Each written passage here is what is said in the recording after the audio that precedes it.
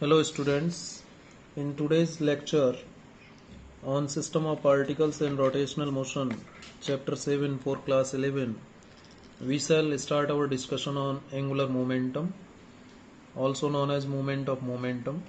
But before that, हमने इससे पहले वाले लेक्चर में जो कॉन्सेप्ट ऑफ टॉर्क डिस्कस किया उसके बारे में थोड़ा सा जान लेते हैं। इससे पहले वाले लेक्चर में हमने टॉर्क की बात की थी और टॉर्क के बारे में हमने कहा था कि torque is the vector product of perpendicular distance and applied force. ठीक है, जिसको आपने कैसे लिखा, आर एफ साइन थीटा।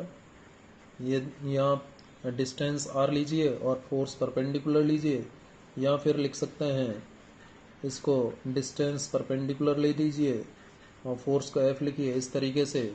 और इस तरीके से मैंने आपको बताया था, इस तरीके से आपने कोई पार्टिकल पी लिया था, इस पार्टिकल का ये जो है पोजीशन वेक्टर था।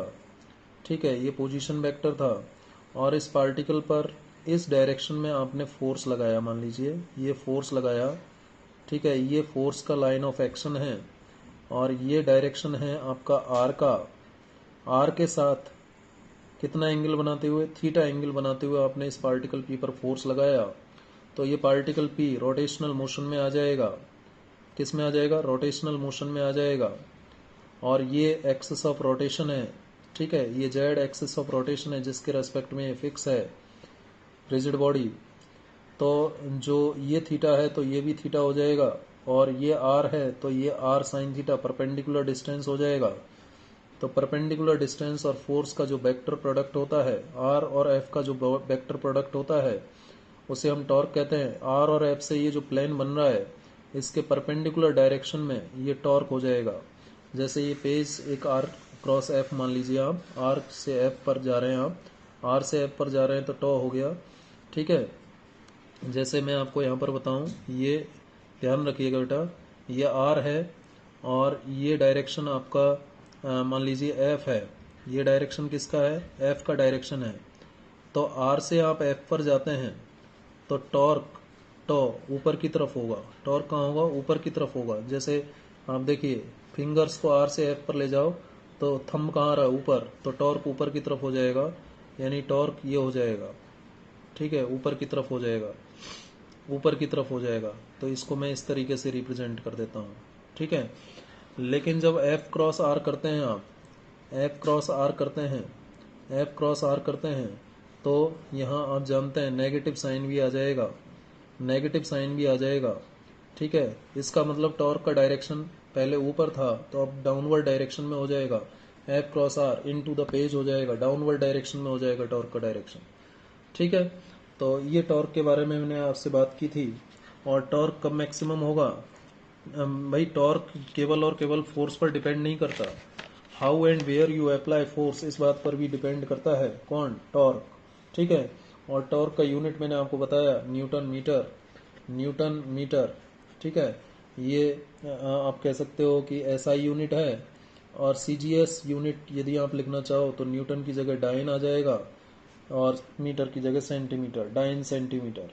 और यदि आप डायमेंशनल फार्मूला लिखना चाहो तो आर एफ इससे निकल जाएगा। आर का हो गया एल और एफ का हो गया m1 L1 T-2। तो डायमेंशनल फार्मूला आ गया m1 L2 T-2। तो जो डायमेंशनल फार्मूला है ये किसके डायमेंशनल फार्मूला जैसा आया? जो डायमेंशनल फार्मूला है टॉर्क का, ये डायमेंशनल फार्मूला वर्क का जो डायमेंशनल फार्मूला है, वर्क या एनर्जी का जो डायमेंशन है उसके जैसा आया। लेकिन वर्क और एनर्जी का डेफिनेशन अलग होता है और टॉर्क का डेफिनेशन अलग है। ठीक है, unit of torque is different, unit of work और एनर्जी इज डिफरेंट। ठीक है, वर्क फोर्स इनटू डिस्प्लेसमेंट, हाँ न्यूटन मीटर। ठीक है ना, unit of torque is not same as that of work. Unit of torque, unit of torque हम यहाँ पर क्या लिख रहे हैं? न्यूटन मीटर लिख रहे हैं। तो जो फिजिकल मीनिंग है ना, फिजिकल मीनिंग सेम नहीं है, फिजिकल मीनिंग सेम नहीं है। किसका? वर्क का। वर्क का फिजिकल मीनिंग अलग है और टॉर्क का फिजिकल मीनिंग अलग है, हालांकि दोनों का डायमेंशनल फार्मूला सेम है। इस तरीके से आप ध्यान रखिए। और टॉर्क जो है एक वेक्टर क्वांटिटी है, क्योंकि ये दो वेक्टर क्वांटिटीज का वेक्टर प्रोडक्ट है। तो टॉर्क एक वेक्टर क्वांटिटी है और वर्क जो है एक स्केलर क्वांटिटी होता है। ये बात आप ध्यान रख सकते हो। Torque is rotational analogue of force, ये भी मैंने आपको बताया। अब देखिए, इसमें मैंने आर और एफ के बीच बता दिया। आर का वैल्यू 0 होगा तो क्या उस पर टॉर्क लगेगा, यानी एक्सिस ऑफ रोटेशन की डायरेक्शन में यदि आप फोर्स लगाओगे तो रोटेशनल मोशन पॉसिबल नहीं है। ठीक है, तो आर की वैल्यू 0 होने से रोटेशनल मोशन नहीं होगा, एफ की वैल्यू 0 होने से रोटेशनल मोशन नहीं होगा। आर और एफ दोनों 0 हैं तो नहीं होगा। और थीटा का वैल्यू 0 या 180 है तो रोटेशनल मोशन नहीं होगा। थीटा का वैल्यू केवल और केवल 90 होने पर रोटेशनल मोशन हो सकता है। ये बात हमने ऑलरेडी की थी। जैसे मैं बात करूं, एक छोटा सा प्रश्न आपको टॉर्क के ऊपर और सॉल्व करवा देता हूं। एक क्वेश्चन है जैसे कि calculate the torque about the origin for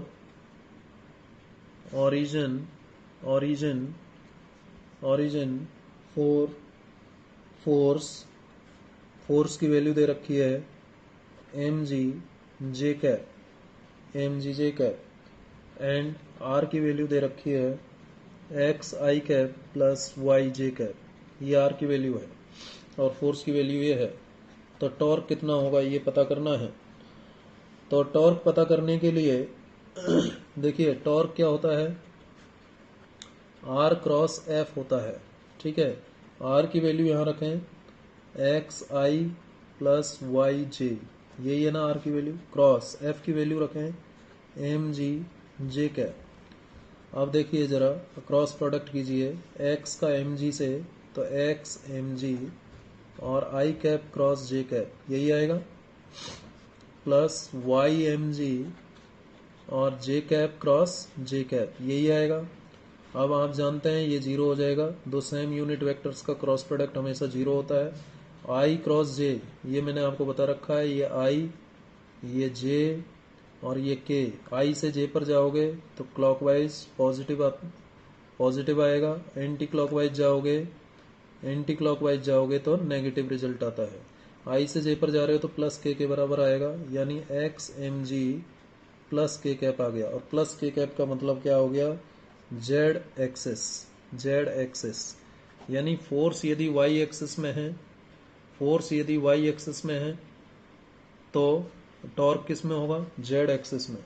तो इसका मतलब यह है कि फोर्स यदि वाई एक्सिस में लगता है किस पार्टिकल पर, मान लीजिए ये पार्टिकल है, ये एक्स एक्सिस है, ये वाई एक्सिस है। ये पार्टिकल एक्स वाई प्लेन में रखा हुआ है। ये x I cap plus Y J cap का मतलब है कि ये पार्टिकल एक्स वाई प्लेन में रखा हुआ है। ठीक है, और इस पार्टिकल पर जो फोर्स है इस डायरेक्शन में लगता है, यानी इस डायरेक्शन में लगता है फोर्स। ये फोर्स का डायरेक्शन है। ठीक है, ये फोर्स का डायरेक्शन है और ये ओरिजिन है, तो ये आर हो गया। तो ये आर का डायरेक्शन हो गया और इस तरीके से फोर्स लग रहा है थीटा एंगल बनाते हुए। ये आर का डायरेक्शन और ये एफ का डायरेक्शन वाई के पैरेलल है ना, वाई जे एम जी जे कैप। ठीक है, तो टॉर्क जो है इसके परपेंडिकुलर आएगा आर क्रॉस एफ, यानी एक्स वाई प्लेन के जो परपेंडिकुलर होगा जेड एक्सिस कहाँ होगा, ऊपर की तरफ होगा, प्लस जेड एक्सिस, ये टॉर्क होगा। ठीक है, समझ में आया आपको। तो ये भी थोड़ा सा आप ध्यान रखिए, टॉर्क के बारे में और आपको क्लियर हुआ होगा। चलिए अब हम नेक्स्ट टॉपिक की बात करेंगे। हमारा नेक्स्ट डिस्कशन है एंगुलर मोमेंटम। जैसे कि हमने लीनियर मोमेंटम तो ऑलरेडी पढ़ा हुआ है, केवल मोमेंटम के बारे में हम जानते हैं। लीनियर मोमेंटम जिसको आप P से रिप्रेजेंट करते हैं, linear momentum is a type of force which is the combined effect of mass and velocity, पढ़ा हुआ है। लेकिन वो हम ट्रांसलेशनल मोशन में डिफाइन करते हैं। लेकिन जब रोटेशनल मोशन आती है तो लीनियर मोमेंटम की जगह कौन आ जाएगा, एंगुलर मोमेंटम। मतलब ये हुआ कि angular momentum is rotational analogue of linear momentum.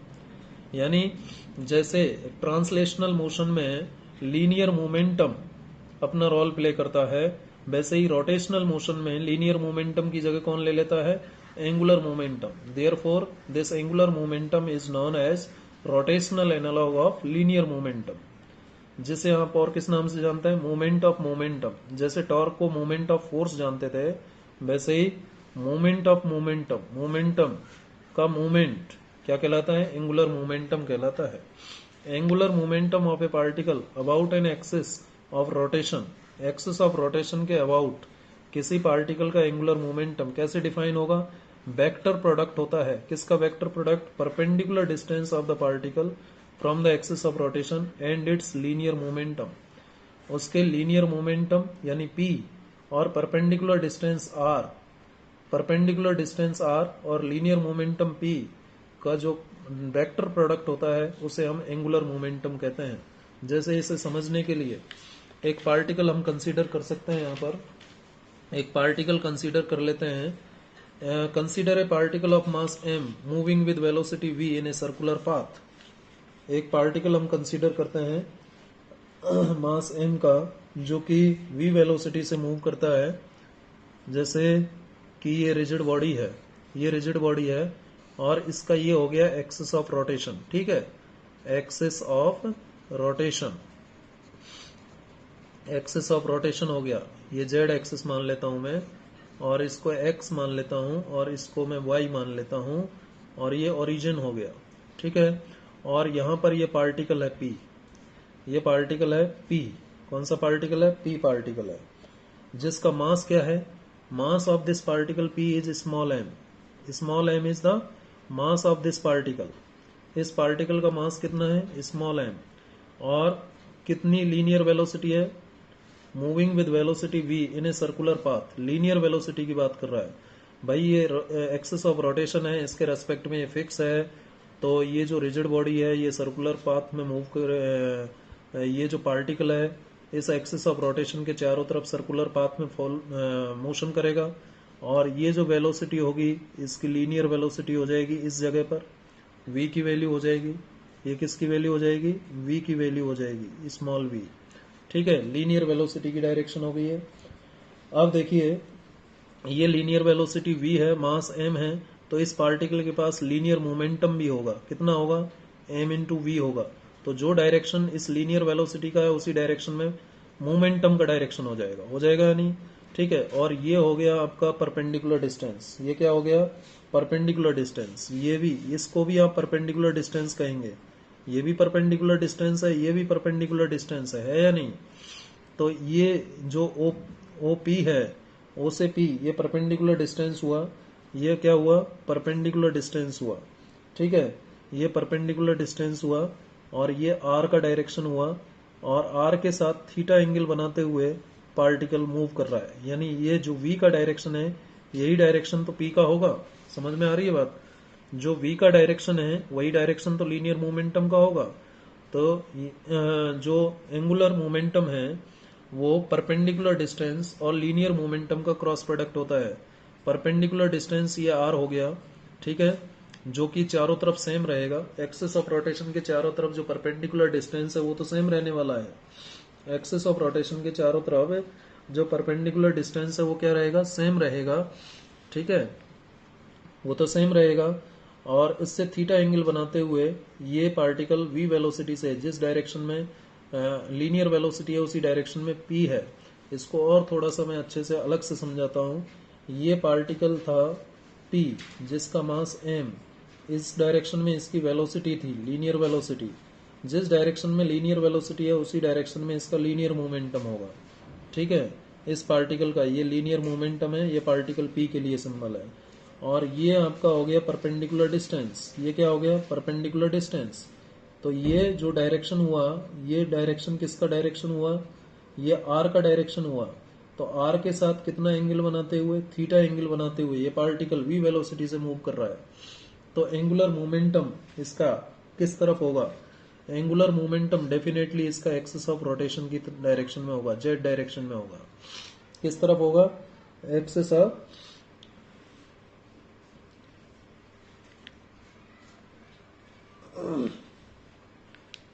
Axis of rotation, angular momentum हमेशा एक्सिस ऑफ रोटेशन की डायरेक्शन में होगा। ये एक्सिस ऑफ रोटेशन की डायरेक्शन में एंगुलर मोमेंटम हो गया। आर से पी पर जा रहे हो, यदि आप उल्टा करोगे तो डायरेक्शन नीचे आ जाएगा। वही है, एंटी क्लॉकवाइज जा रहे हो तो ऊपर, वही एनालॉजी है। आर से पी पर जा रहे हो तो देखिए एल ऊपर आ रहा है, तो ये एल ऊपर की तरफ हो गया। पी से आर पर जा रहे हो क्लॉकवाइज तो नीचे की तरफ हो गया। ठीक है, तो L is equal to R cross P, और पी की आर क्रॉस पी को हम क्या लिख सकते हैं, आर पी साइन थीटा लिख सकते हैं। आर पी साइन थीटा लिख सकते हैं। आर पी साइन थीटा भी लिखा जा सकता है। यहाँ पर पी तो आप जानते ही हैं, P where P is linear momentum. जो लीनियर वेलोसिटी का डायरेक्शन है वही किसका डायरेक्शन है, लीनियर मोमेंटम का डायरेक्शन है। ठीक है, तो R P sine theta, unit क्या हो जाएगा इसका, यूनिट क्या हो जाएगा, यूनिट एस आई यूनिट की बात करूं मैं तो आर डिस्टेंस है और पी मोमेंटम है। मोमेंटम का हो गया आपका किलोग्राम मीटर पर सेकेंड, मोमेंटम का किलोग्राम मीटर पर सेकेंड, और ये इनटू मीटर, तो क्या आ जाएगा, यूनिट क्या आ जाएगा, किलोग्राम मीटर स्क्वायर पर सेकेंड। ये यूनिट हुआ, ऐसा यूनिट ये हुआ किलोग्राम मीटर स्क्वायर पर सेकेंड। ठीक है, अगर यदि आप सीजीएस यूनिट लिखना चाहते हैं, जिनकी आज कोई डिमांड नहीं है सीजीएस यूनिट, लेकिन फिर भी जान लीजिए, सीजीएस यूनिट किलोग्राम की जगह ग्राम आ जाएगा, मीटर की जगह सेंटीमीटर स्क्वायर, और सेकेंड पर सेकेंड ये हो जाएगा, ग्राम सेंटीमीटर स्क्वायर पर सेकेंड। ये सीजीएस यूनिट हो गया, सेंटीमीटर ग्राम सेकेंड सिस्टम में। और ये एसआई यूनिट ये पता होना चाहिए, ये आपका एसआई यूनिट हो गया। तो angular momentum is the vector product of perpendicular distance of the particle from the axis of rotation and its linear momentum. और angular momentum axis of rotation की डायरेक्शन में होता है। ठीक है, एंगुलर मोमेंटम एक एक्सियल वेक्टर है जो कि एक्सिस ऑफ रोटेशन की डायरेक्शन में होता है, ये बात आप ध्यान रखिएगा। ठीक है, और एंगुलर मोमेंटम का जो यूनिट है, हम और कुछ भी लिख सकते हैं क्या, जूल सेकंड भी लिख सकते हैं। एंगुलर मोमेंटम का हम दूसरा यूनिट लिख सकते हैं जूल सेकंड, जूल सेकंड लिख सकते हैं, joule second, joule second note करके लिख लेना, joule second note, joule second is another unit of angular momentum। ठीक है, निकाल सकते हैं इसको। देखिए L is equal to R P, मैं स्केलर फॉर्म में लिख रहा हूँ। ठीक है, और आर एम बी हो गया ये।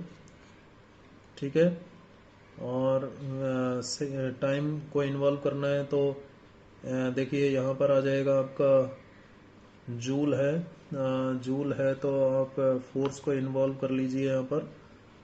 ठीक है, ऐसे लिख सकते हो, acceleration is equal to V upon T होता है, तो V is equal to A into T लिख सकते हो। तो आ जाएगा आर तो ऑलरेडी है ही, एम ए टी। ठीक है, एम ए हो गया आपका फोर्स, और R F T, R F हो गया आपका वर्क डन का यूनिट, और ये टी यानी जूल सेकंड, वर्क का यूनिट हो गया जूल, और टाइम का यूनिट हो गया सेकंड। ठीक है, जूल सेकंड भी यूनिट होता है किसका, एंगुलर मोमेंटम का। इस तरीके से हमने रिप्लेस किया, इसको फोर्स की टर्म में लिखा, तो इस तरीके से आ जाएगा। ठीक है, angular momentum is rotational analogue of linear momentum, rotational analogue of linear momentum, ये भी आप ध्यान रखिएगा। चलिए, और थोड़ा सा एक्स्ट्रा नॉलेज देता हूं मैं आपको, कंपोनेंट्स की बात कर लेते हैं। अच्छा, डायमेंशनल फॉर्मूला तो आप निकाल ही लेंगे इसका, डायमेंशनल फॉर्मूला, एंगुलर मोमेंटम का डायमेंशनल फॉर्मूला आप निकालें तो L इज इक्वल टू क्या है, आर, एल से रिप्रेजेंट किया हमने परपेंडिकुलर, मैं स्केलर फॉर्म में लिख देता हूं, perpendicular distance into linear momentum. Perpendicular distance का डायमेंशनल फॉर्मूला हो गया L, और लीनियर मोमेंटम का क्या हो जाएगा, लीनियर मोमेंटम का m1 L1 t-1 निकाल लेंगे लीनियर मोमेंटम का। तो ये m1 L2 t-1, m1 L2 t-1 ये आ जाएगा। ठीक है, अब कंपोनेंट्स की मैं बात कर लेता हूँ आपसे। कंपोनेंट्स के बारे में भी पता होना चाहिए। Components of angular momentum. देखिए, आर को यदि मैं लिखना चाहता हूं तो ऐसे लिख सकता हूं पोजीशन वेक्टर को। यदि तीनों कोऑर्डिनेट्स मेरे पास हैं एक्स वाई जेड, तो इस तरीके से लिखा जाता है। दो हैं तो x I cap plus Y J cap लिखा जाता है, ये बात आप जानते हो। और मोमेंटम को लिख सकते हैं एक्स डायरेक्शन में पी एक्स, वाई डायरेक्शन में P Y J cap, Z direction में पी जेड के कैप, ये भी आप जानते हो। अब एल होता है आपका R cross P, R cross P होता है। तो इसको लिखने का तरीका मैंने आपको बताया था।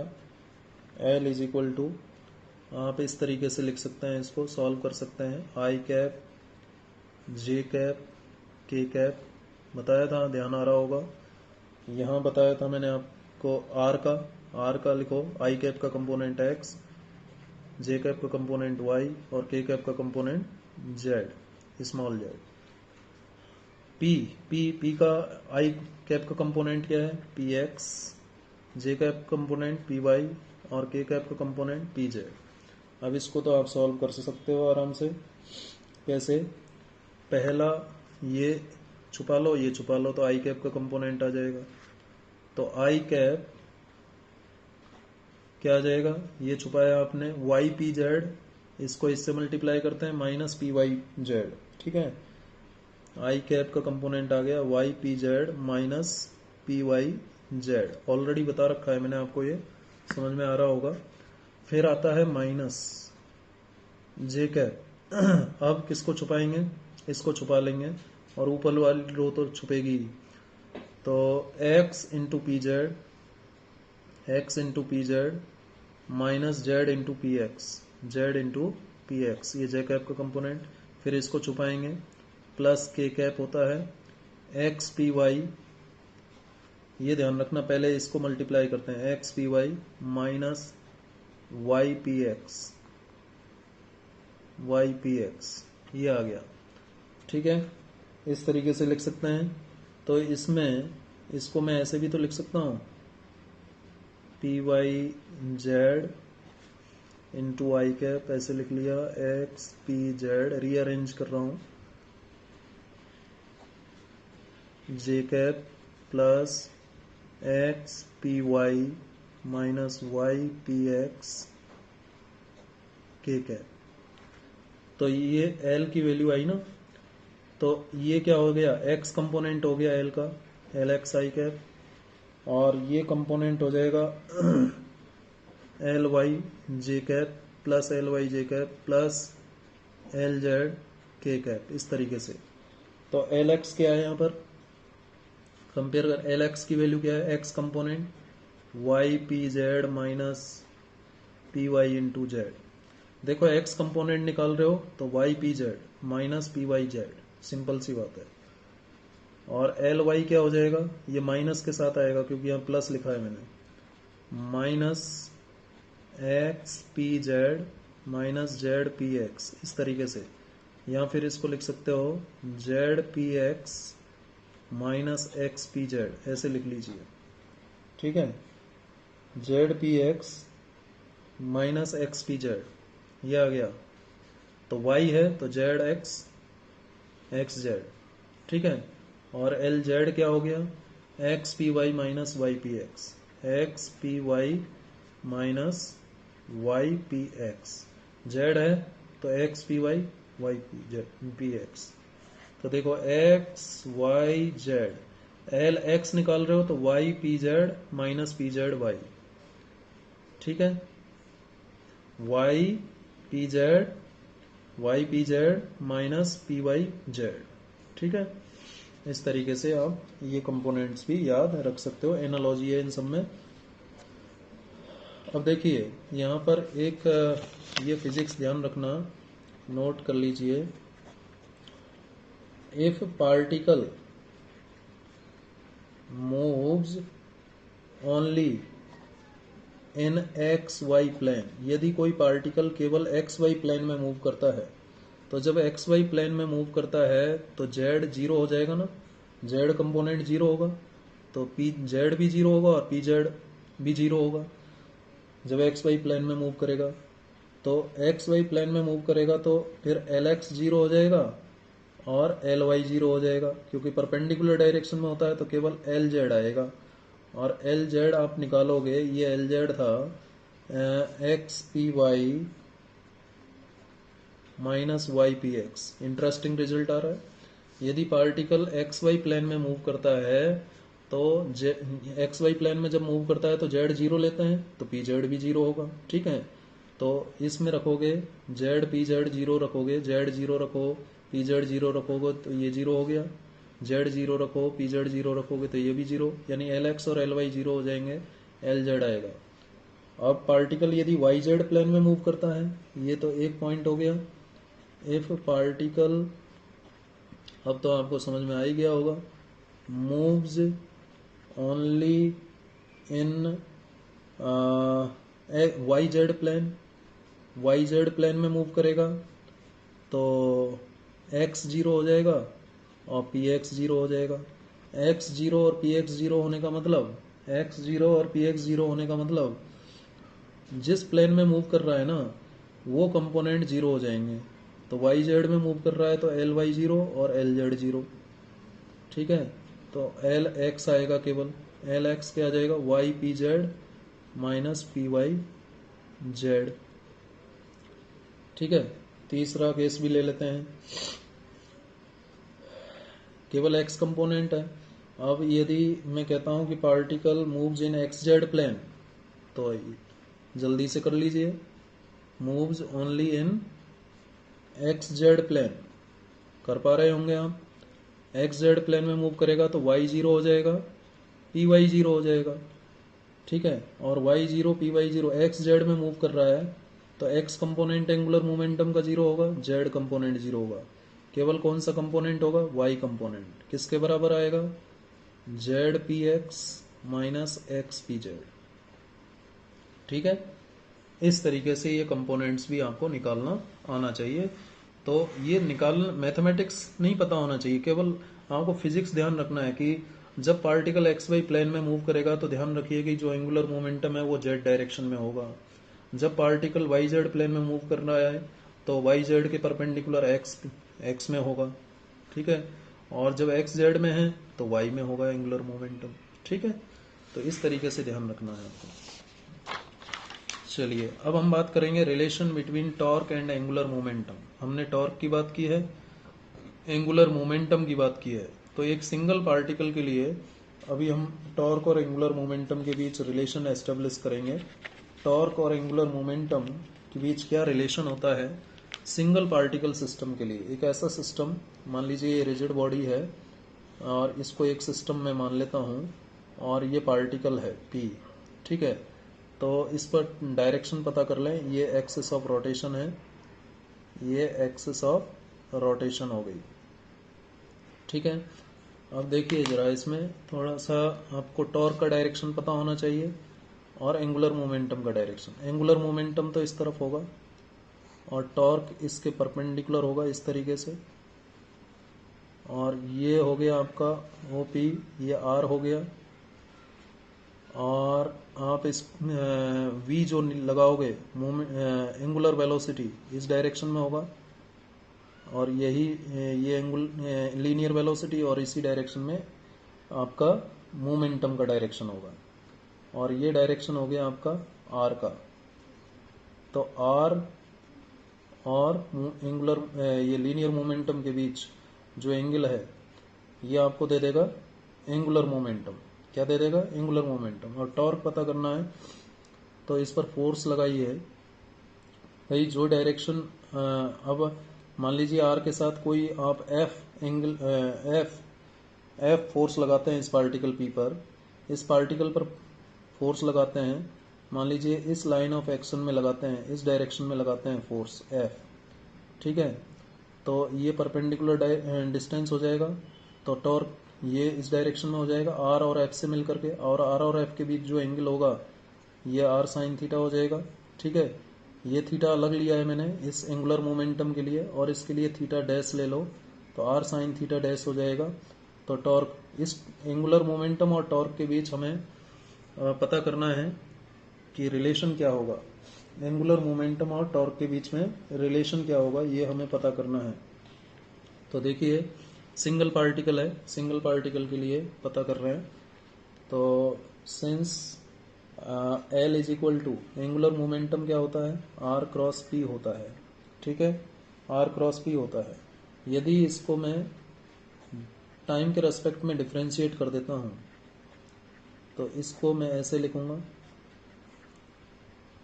ठीक है, इसको मैं ऐसे लिखूंगा, टाइम के रेस्पेक्ट में डिफ्रेंशिएट कर रहे हैं, और ये D L upon D T is equal to U into V वाले मेथड से करेंगे। पहले आर का डिफ्रेंशिएशन करता हूँ तो पी को कांस्टेंट मानूंगा, प्लस फिर आर को कांस्टेंट मानेंगे, आर को कांस्टेंट मानेंगे और पी का करेंगे तो ये हो जाएगा। अब D R upon D T B होता है, और पी क्या होता है, मोमेंटम, ये भी एम बी होता है, plus R cross D P upon D T rate of change in momentum force होता है, बी क्रॉस बी जीरो हो जाएगा आप जानते हैं, प्लस आर क्रॉस एफ आएगा, और ये आर क्रॉस एफ आप जानते हो किसके बराबर होता है, टॉर्क के बराबर होता है। तो D L upon D T किसके बराबर आ गया, टॉर्क के बराबर आ गया। या फिर इसको आप इस तरीके से भी लिख सकते हो, torque is equal to rate of change in angular momentum, rate of change in angular momentum, torque is equal to rate of change in angular momentum, that is torque is equal to rate of change in angular momentum। और ये देखिए, ये तो force, आप देखिए Newton second law से इसको compare करो जरा, न्यूटन सेकंड लॉ से कंपेयर करोगे तो F is equal to D P upon D T होता है ना, न्यूटन सेकंड लॉ। जब आप ट्रांसलेशनल मोशन की बात करते हो तो इससे कंपेयर करो जरा इसको, हाँ ठीक है। तो फोर्स की जगह टॉर्क आ गया, और लीनियर मोमेंटम की जगह एंगुलर मोमेंटम आ गया, यानी this relation is rotational analogue of Newton second law of motion this, ठीक है। इसका मतलब क्या हुआ, tau is equal to D L upon D T is rotational analogue of Newton's second law of motion, Newton second law of motion. Translational motion जो होती थी उस केस में तो tau is equal to D L upon D T आ गया, ठीक है, tau is equal to D L upon D T आ गया। सिंगल पार्टिकल के लिए बात हो गई है, किसके लिए बात हो गई, सिंगल पार्टिकल के लिए बात हो गई। अब मैं यहां पर बात करूं आपसे सिस्टम ऑफ पार्टिकल्स की, किसकी बात की जाए, सिस्टम ऑफ पार्टिकल्स की बात की जाए। तो सिस्टम ऑफ पार्टिकल्स के लिए क्या होगा, रिलेशन, वो भी देख लेते हैं। Relation between torque and angular momentum for a system of small N particles. एक स्मॉल एन पार्टिकल्स का सिस्टम कंसीडर कर लेते हैं। मान लीजिए ये एक रिजिड बॉडी है और इसमें ये एक्सिस ऑफ रोटेशन हो गया जेड, और इसको एक एक्सिस मान लीजिए एक्स, और इसको एक एक्सिस मान लीजिए वाई, और इसमें बहुत सारे पार्टिकल हैं, ठीक है, और सभी की सभी सर्कुलर पाथ इस एक्सिस ऑफ रोटेशन के चारों तरफ परफॉर्म कर रहे हैं। मान लीजिए P1 है, ये P2 है, ये P3 पार्टिकल है, ठीक है। तो इसका पोजीशन वेक्टर ये R1 हो जाएगा, इसका पोजीशन वेक्टर मानूं तो ये R2 हो जाएगा, इसका पोजीशन वेक्टर ये r3 हो जाएगा या नहीं? ठीक है, इस तरीके से हो जाएगा। अब जो एंगुलर मोमेंटम होगा इनका, जो एंगुलर मोमेंटम होगा, टोटल एंगुलर मोमेंटम जो होगा, तो हमें टॉर्क एंड एंगुलर मोमेंटम के बीच रिलेशन निकालना है। तो पहले मुझे टोटल एंगुलर मोमेंटम तो पता लगे। Total angular momentum of a system of small N particles के सिस्टम के लिए टोटल एंगुलर मोमेंटम L का वैल्यू क्या होगा? फर्स्ट पार्टिकल का momentum L1 plus second particle का एंगुलर मोमेंटम, ऐसे ही कितना, nth पार्टिकल का एंगुलर मोमेंटम, इन सब का सम होगा। और इसको क्या लिखा जा सकता है? Summation I from 1 to n और Li, इस तरीके से इसको लिखा जा सकता है। ठीक है, तो यदि मैं इसको इस तरीके से लिख देता हूँ Li, तो Li को मैं ऐसे भी तो लिख सकता हूँ, I from 1 to n, Li की जगह Ri ले लेता हूँ क्रॉस Pi। बोलिए भाई, L is equal to R cross P होता है और Li है तो Ri क्रॉस Pi। यदि I इज इक्वल टू 1 रखूंगा तो फर्स्ट पार्टिकल का आ जाएगा, I इज इक्वल टू 2 रखूंगा तो सेकेंड पार्टिकल का आ जाएगा। इस तरीके से आता चला जाएगा। ठीक है या नहीं? अब मैं जानता हूं ये L की वैल्यू है, किसकी वैल्यू है? L की वैल्यू है, ये L की वैल्यू है। ठीक है, अब मैं यहाँ पर क्या करता हूँ कि जो L है इसका डिफरेंशिएशन कर देता हूँ। ठीक है, टाइम के रेस्पेक्ट में differentiating with respect to time. तो क्या लिखा जाएगा? dl अपॉन dt, ये हो जाएगा। समेशन को मैं बाहर ले लेता हूँ। ठीक है, समेशन को मैं बाहर ले लेता हूँ। d अपॉन dt किसका? d अपॉन dt किसका? ri क्रॉस पी आई का, है या नहीं? ये लिखूंगा। अब ये ri क्रॉस पी आई जितने भी पार्टिकल्स हैं उन सभी का क्या है? यदि इसको मैं सॉल्व करता हूँ तो देखिए वही तरीका हम अपनाएंगे। समेशन को चलिए मैं बाहर रख लेता हूँ और इसका आप डिफरेंशिएशन कीजिए। आर आई को कांस्टेंट रखा, पी आई का किया, फिर प्लस पी आर आई का करेंगे D R I upon D T cross P I को कांस्टेंट रख लेंगे इस तरीके से। अब ये क्या आ गया देखना जरा, आर आई और P I upon D P I upon D T, इसको लिख सकता हूं मैं एफ आई, आयत पार्टिकल के लिए फोर्स, प्लस ये क्या है? वी आई, है या नहीं? और पी आई को क्या लिख सकता हूं? M into V I, M की जगह आयत पार्टिकल का मास ले सकता हूं मैं। ठीक है, अब V I cross B I क्या हो जाएगा? जीरो हो जाएगा। तो सेकेंड टर्म तो हो गया zero, I from 1 to n R I cross F I और प्लस ये जीरो हो गया। तो सिंपली क्या आ गया? I from 1 to n R I cross F I, और इसको मैं लिखूंगा टो आई। क्या लिखूंगा? Tau I. तो ये टोटल एंगुलर मोमेंटम का रेट ऑफ चेंज किसके बराबर आ गया? टोटल टॉर्क के बराबर आ गया। किसके बराबर आ गया? टोटल टॉर्क के बराबर आ गया। भाई टो आई है क्या? What is tau I? Tau I देखिए आप जानते हो, since this tau I is equal to external torque plus internal torque. अब इंटरनल टॉर्क तो जीरो हो जाएगा भाई, एक दूसरे पर पार्टिकल जो फोर्स लगाते हैं वो तो जीरो हो जाता है इंटरनल फोर्स। तो टो आई किसके बराबर हो जाएगा? टो आई सिंपली बराबर हो जाएगा टो एक्सटर्नल के। किसके बराबर हो जाएगा? टो एक्सटर्नल के बराबर हो जाएगा। तो ये टो एक्सटर्नल आ जाएगा और ये D L upon D T आ गया, जिसको आप इस तरीके से भी लिख सकते हो, tau external is equal to D L upon D T. ये एन सिस्टम के पार्टिकल्स के लिए एंगुलर मोमेंटम और टॉर्क के बीच रिलेशन आ गया। ठीक है, n सिस्टम के पार्टिकल्स के लिए। कितने सिस्टम के पार्टिकल्स के लिए? n सिस्टम, जिसके n पार्टिकल्स के सिस्टम के लिए। अब देखो कंजर्वेशन ऑफ एंगुलर मोमेंटम की भी यहाँ बात हो जाएगी। कंजर्वेशन ऑफ एंगुलर मोमेंटम की भी यहाँ बात हो जाएगी। देखिए अभी अभी मैंने कहा कि tau external is equal to rate of change of angular momentum, यही कहा ना, ठीक है। अब यदि मैं कहता हूँ कि if we consider an isolated system,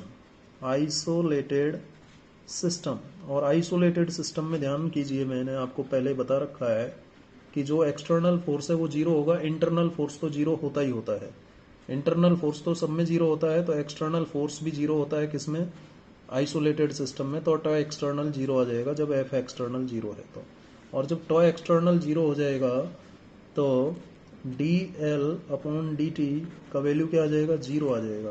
तो यहाँ से एल क्या आ जाएगा? फिर कांस्टेंट आ जाएगा। एल क्या आ जाएगा? कांस्टेंट आ जाएगा। और ये एल का कांस्टेंट आना ये क्या कहता है? कि angular momentum of rigid body is constant, that is angular momentum of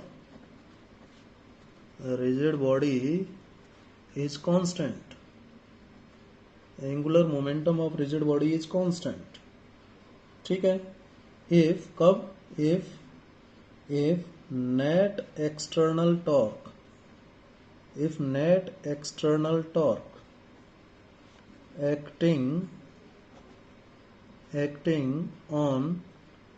acting on the body is zero, it is known as conservation of angular momentum. मतलब एंगुलर मोमेंटम कंजर्व रहता है। यदि एक्सटर्नल फोर्स जीरो है किसी system पर तो उसका जो एंगुलर मोमेंटम है वो क्या रहेगा? कंजर्व रहेगा। ऐसा कौन कह रहा है? ये मैथमेटिकल डेरिवेशन कह रहा है। ठीक है। तो इस तरीके से हम एंगुलर मोमेंटम के कंजर्वेशन की भी यहाँ पर बात कर सकते हैं। आगे इस लेक्चर में हम इतना ही करेंगे।